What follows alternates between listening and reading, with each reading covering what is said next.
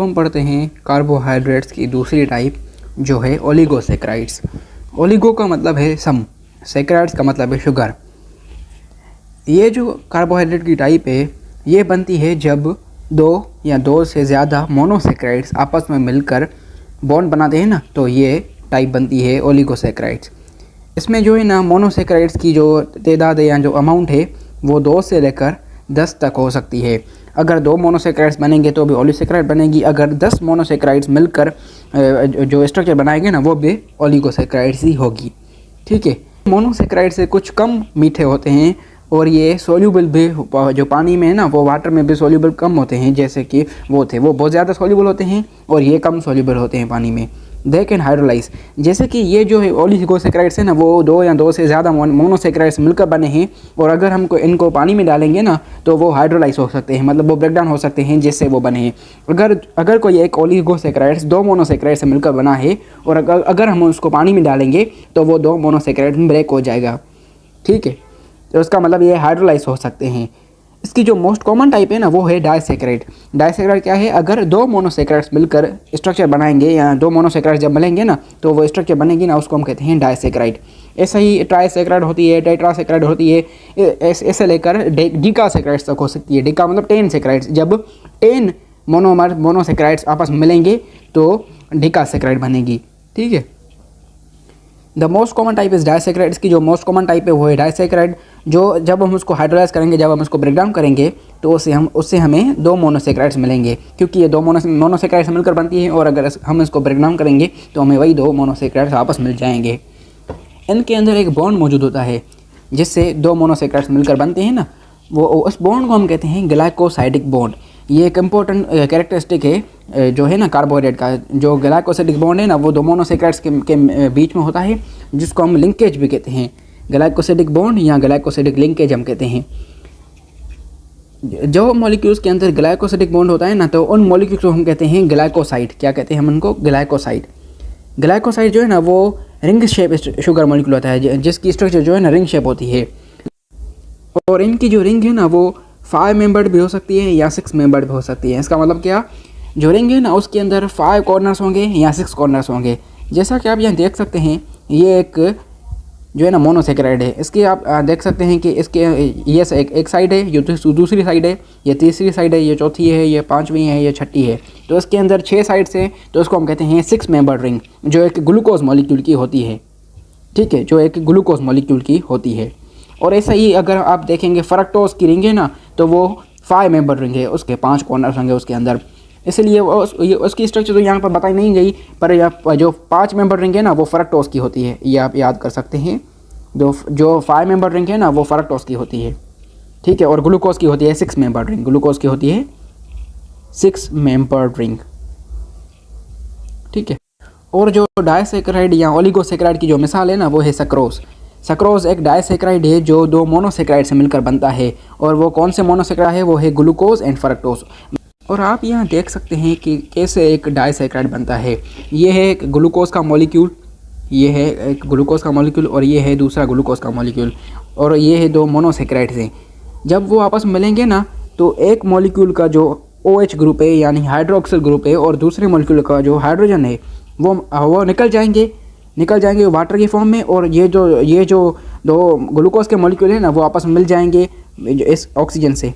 ये एक जो स्ट्रक्चर है ना वो ऑक्सीजन से मिल जाएगी, और इनके अंदर जो बॉन्ड प्रेजेंट होगा ना वो होता है 1,4 ग्लाइकोसाइडिक बॉन्ड। 1,4 इसको हम इसलिए कहते हैं क्योंकि एक जो स्ट्रक्चर है ना उसका एक फर्स्ट वाला कार्बन और दूसरी स्ट्रक्चर का 4th कार्बन, इन दोनों के बीच में बॉन्डिंग होती है, इसलिए हम कहते हैं 1,4 ग्लाइकोसाइडिक बॉन्ड। ठीक है, और जब 2 ग्लूकोज आपस में मिल जाते हैं ना तो बनता है माल्टोज, और माल्टोज एक डाइसैकेराइड है। ठीक है, और मैं आपको आपकी इंफॉर्मेशन के लिए बता देता हूँ कि अगर 2 मोनोसैकेराइड्स मिलेंगे ना तो डिफरेंट टाइप के डाइसैकेराइड्स बन सकते हैं। जैसे कि अगर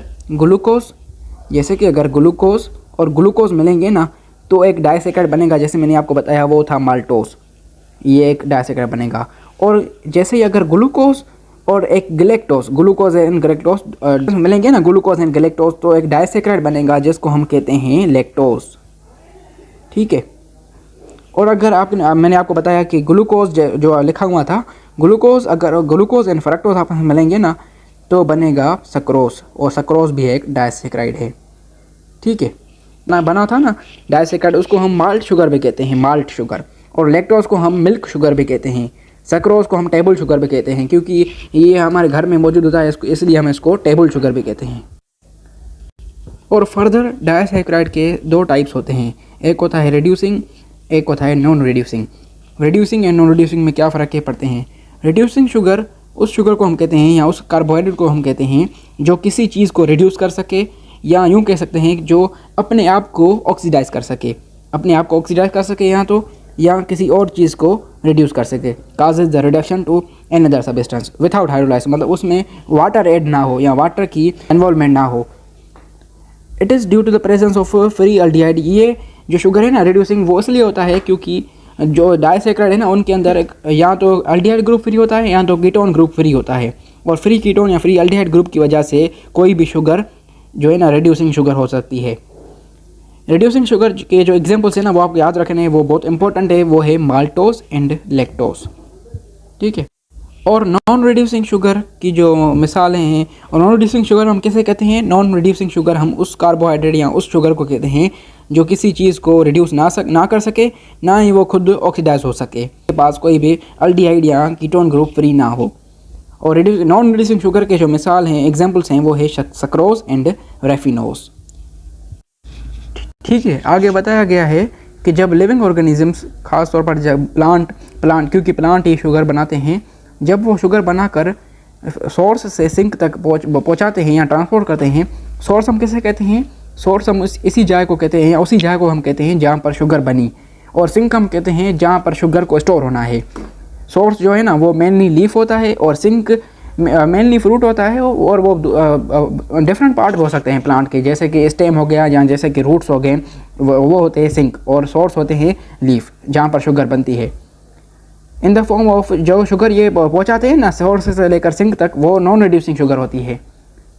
वो कौन सी शुगर होती है? नॉन रिड्यूसिंग शुगर, जिसके अंदर जो ग्लाइकोसिडिक बॉन्ड है ना वो फॉर्म होते हैं कार्बोनाइल ग्रुप के बीच में, जो एल्डिहाइड एंड कीटोन ग्रुप के बीच में ग्लाइकोसिडिक बॉन्ड फॉर्म होते हैं। इसी वजह से जो उनके पास फ्री एल्डिहाइड या फ्री कार्बोनाइल या फ्री कीटोन ग्रुप वो उनके पास मौजूद नहीं होता। सक्रोज इसकी मिसाल है नॉन रिड्यूसिंग शुगर की। Sucrose which is non reducing sugar, sucrose एक नॉन रिड्यूसिंग शुगर है। इसके पास बहुत ज़्यादा एनर्जी होती है, मोर एनर्जी होती है, और ये एनर्जी एफिशिएंट है, मतलब इसके पास बहुत ज़्यादा एनर्जी होती है। इसी वजह से ये ट्रांसपोर्ट भी हो सकता है और ये स्टोर भी हो सकता है, इसकी स्टोरेज भी हो सकती है। और ट्रांसपोर्ट के दौरान ये ना ही खुद ऑक्सीडाइज होता है और ना ही किसी चीज़ के से रिएक्ट करता है। इसी वजह से कोई भी रिएक्शन नहीं होता, और इसी वजह से कोई भी नया मॉलिक्यूल नहीं बनता। इसी वजह से जो है ना ये बहुत ज़्यादा आसानी से स्टोर हो सकता है और इसकी ट्रांसपोर्ट हो सकती है। अच्छा, तो अब हम पढ़ते हैं कार्बोहाइड्रेट्स की तीसरी टाइप जो है पॉलीसेक्राइड्स। पॉली मतलब मैनी एंड सेक्राइड्स मतलब शुगर। जब बहुत ज़्यादा अमाउंट में मोनोसेक्राइड्स आपस में मिल जाते हैं तो जो स्ट्रक्चर बनाते हैं ना उसको हम कहते हैं पॉलीसेक्राइड्स। और पॉलीसेक्राइड्स के अंदर 100 से लेकर 1000 मोनोसेक्राइड मिलकर बनाते हैं पॉलीसेक्राइड्स। और इसकी जो एग्जांपल्स हैं वो है स्टार्च, ग्लाइकोजन, सेल्यूलोज एंड चाइटिन।